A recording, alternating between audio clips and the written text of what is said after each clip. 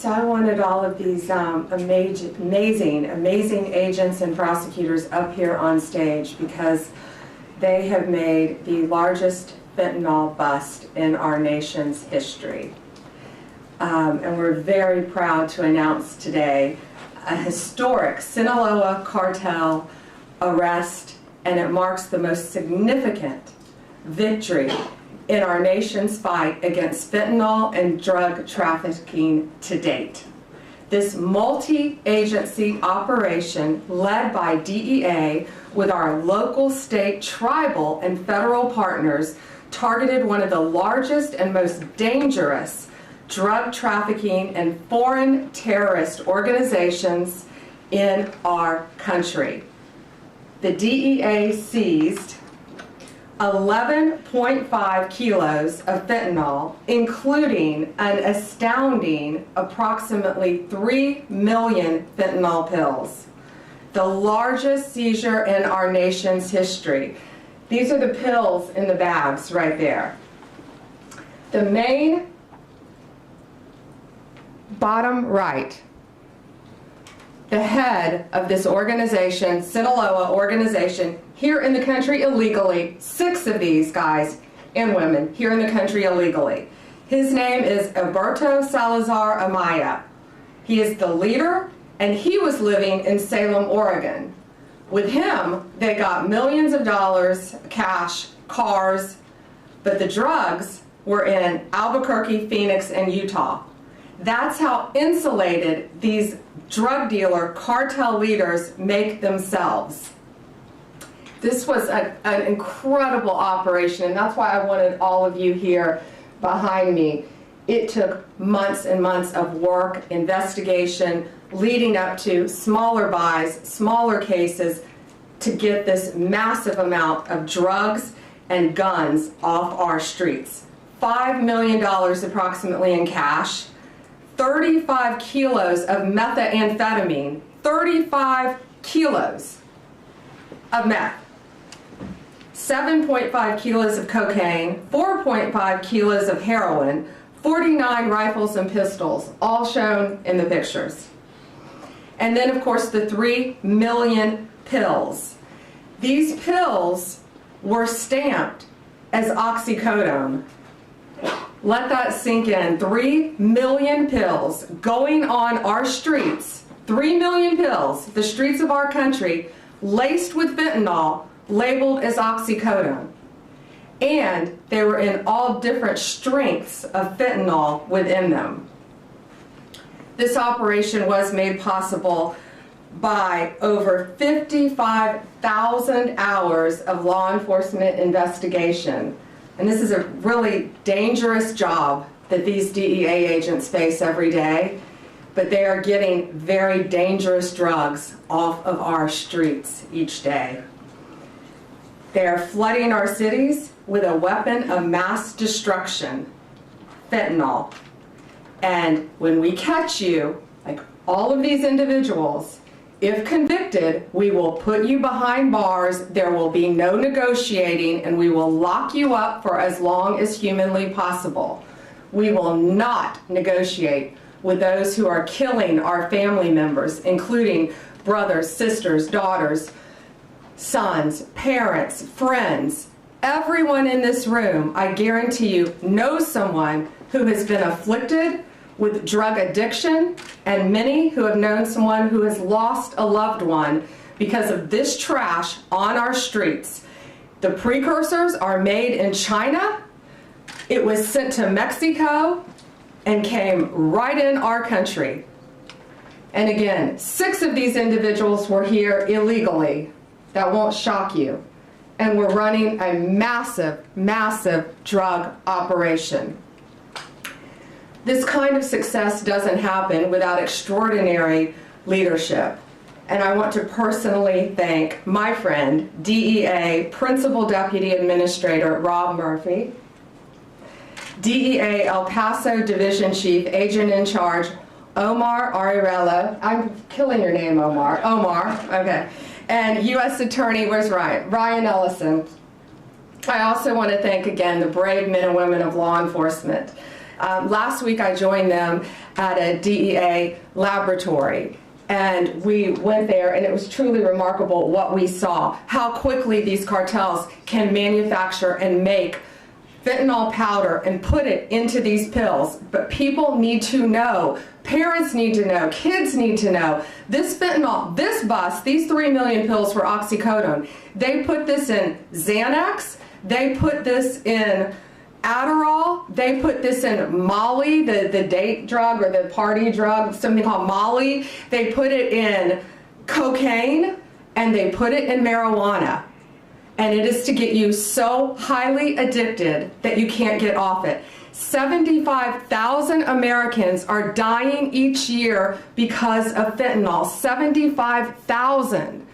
And that's why this is so important today. You've got to spread the word. If you know anyone who is taking any recreational drugs, they need to be extremely careful, because there is a very high likelihood it could be laced with fentanyl. And that's one of the reasons 75,000 Americans are losing their lives each day. It is the #1 cause of death for individuals between 18 and 34 in our country. More seizures are coming, more arrests are coming. I guarantee you that. And these dealers, these sellers, these street-level sellers better look out, because we will not be negotiating with you. We will bring you to justice, and we will not stop until this poison is off of our streets in our country. It is my honor to introduce my friend with DEA, Rob Murphy. Thank you again. Thank you, Attorney General Bondi. Good afternoon. First off, I'd like to take a second and thank the men and women at DEA, along with our partners, U.S. Marshals, the IRS, obviously the U.S. Attorney's Office, who made this 6-month investigation happen. Without their tenacity, there was many obstacles that they faced throughout this investigation. And let me reiterate what the Attorney General Bondi said so well. This was a major drug trafficking organization led by Alberto Salazar Amaya, operating in the United States with no regard at all for the disruption to families, addiction, and ultimately death that was probably caused for the distribution. That nearly $5 million in cash represents poison that was distributed throughout at least 6 states that we were able to identify in this country, and who knows where it went when it was sold to that first level. Obviously a major organization. This team was able to infiltrate the organization at every level. We knew how the drugs were being brought into the U.S. We've identified the main players in Mexico who belong to the Sinaloa cartel, who was recently designated by this administration as a foreign terrorist organization. We are exploiting them at every level. We continue to do that. We expect more out of this investigation. Could not be more proud of the men and women that put their lives on the line every day, doing this job, working through the obstacles to make sure that the communities they live in, the communities we all live in, continue to be as safe they can be. So thank you, Attorney General Bondi, for giving us the attention it needs, and look forward to seeing what happens in the future. And so with that, I'd like to introduce U.S. Attorney Ryan Ellison. Well, good afternoon, everyone. My name is Ryan Ellison, and I'm the United States Attorney for the District of New Mexico. I'm going to give you a brief overview of the investigation that dismantled one of the largest and most dangerous fentanyl operations in United States history. This case involved coordinated efforts from federal, state, tribal, and local law enforcement agencies across multiple states. As a result of this ongoing investigation, 16 individuals have been arrested, including the alleged leader, Heriberto Salazar Amaya, an illegal alien from Mexico with 2 prior removals and direct ties to the Mexican cartel. In Albuquerque alone, authorities seized staggering quantities of illegal drugs and assets, including over 2.7 million fentanyl pills, 11.5 kilograms of concentrated fentanyl powder, 7 pounds of methamphetamine, multiple kilograms of heroin and cocaine, 41 firearms, to include ghost guns and weapons modified for automatic fire, more than $600,000 in cash, and numerous luxury vehicles. This sophisticated fentanyl and narcotics distribution network spans New Mexico, Arizona, Nevada, Oregon, and Utah, and was responsible for distributing lethal narcotics throughout the western United States. The sheer scale and potency of this fentanyl is sobering, with enough lethal doses to kill countless Americans. All defendants face serious federal charges related to conspiracy and distribution of fentanyl, along with additional charges for firearms offenses and immigration violations in certain cases. I would like to thank the DEA's El Paso division, primarily the Albuquerque field office, as well as many other DEA field offices across the western United States, our local and federal partners, and the assistant U.S. attorneys that are prosecuting this case. Together, we have sent a clear message. We will not tolerate those who profit from poisoning American citizens. The fight continues, but today, our communities are safer with these drugs and criminals off the streets. Thank you.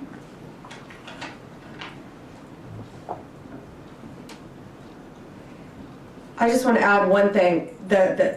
I was briefed before this by all of the agencies together, and the coordination with the AUSAs and DEA and the law enforcement agencies is truly remarkable. Thank you all. And again, be safe out there every day. They're out there risking their lives every day to save us and keep us safe. So thank you all. I think we're going to take a couple questions, but we are going to remain on topic today because we are here for something so serious. And I had wanted to walk out first and let you all hold this. This is how much fentanyl it takes to kill you. So if you want to come up and look at this after in this vial, you're welcome to. It looks like just a few grains of salt, and this is what it takes to kill you. Okay. Just a reminder, we're staying on topic today. Go ahead. Madam Attorney General, I was wondering if you're seeking to deport the 6 illegal aliens who are here, or to charge them first and then seek to deport them. I know there's been a number of high-profile arrests you guys have made where you've made the decision to just go after deportation versus criminal trial. This guy is the leader. He's the #1 guy. And I want them to stay in our prisons as long as possible. I have no desire to send them back to Mexico because they were coming across our border illegally. No longer will they be able to do that. But the amount of drugs, the amount of money, the amount of weapons, most of these individuals, if convicted, will remain in American prisons. Perhaps Alcatraz. Mary Margaret, Daily Wire. Thank you, Attorney General Bodney. Can you give us more information on some of these individuals up there, and can you also share whether you've had any success in getting the Mexican government to help you extradite any of these cartel members? We will be hopefully working with them on one soon. But yes, Mexico has been cooperating in the past. I think we extradited 29 here to our country to face charges. Some of the top cartel members in our nation's history, some of the worst of the worst. And we brought them here. One, in fact, is at the Kiki Camarena, right? The one, I can't think of his name. He killed Raphael, yeah. He killed Kiki Camarena, a DEA agent in the 80s. And Kiki Camareno's widow and son family had been trying to get this guy back since the 80s and could not do it. And President Trump, working hand in hand with Mexico, was able to get him back to this country. And we spoke to Kiki Camareno's widow and son, and they were both in tears. His son is now a judge, and his son had his father's handcuffs and had them engraved. And I think at some point that monster who tortured and murdered his father will be wearing those handcuffs. But he's now in American custody, along with, I think, 28 others that we were able to extradite with President Trump working with Mexico to stop this really reign of terror and this poison coming into our country. I think we have time for one more. Jake? You said that these individuals will not be deported. Can you tell us any specifics on charges and any specifics on the investigation on how this actually went down, how they were captured? So the investigation is ongoing.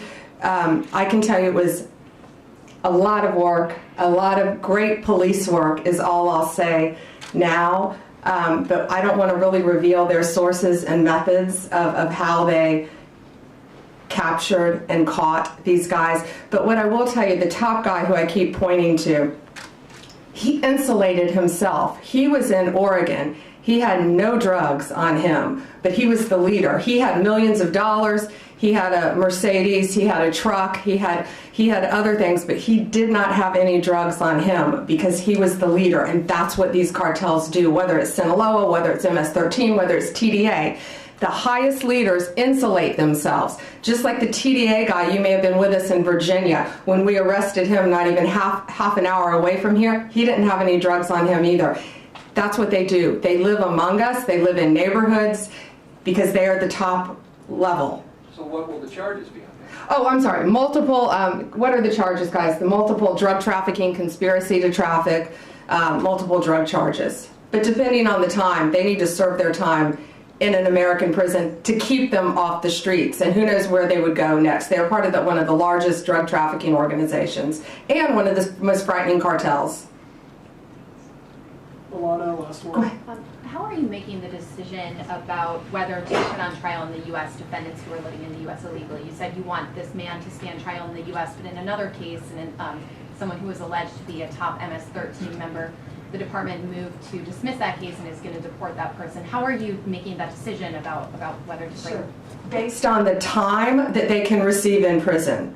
These people are all facing substantial charges, maybe that might change down the road, and they all are innocent until proven guilty. If convicted, though, they're facing a substantial amount of time in prison, and there's a very big risk. We all know releasing someone, especially to Mexico, sending them back to Mexico. Who knows? They could attempt to get through our borders, not under Donald Trump, I doubt. But they're also part of a major drug trafficking ring in Mexico. So sending them back to Mexico to continue on with their drug business isn't going to happen under this administration. Thank you guys so much. Thank you all. And if you want to see this, Alana, you may have seen this before, but if you all want to see this, it really puts it in perspective how deadly this stuff is. And that's what I wanted you all to see. Thank you all.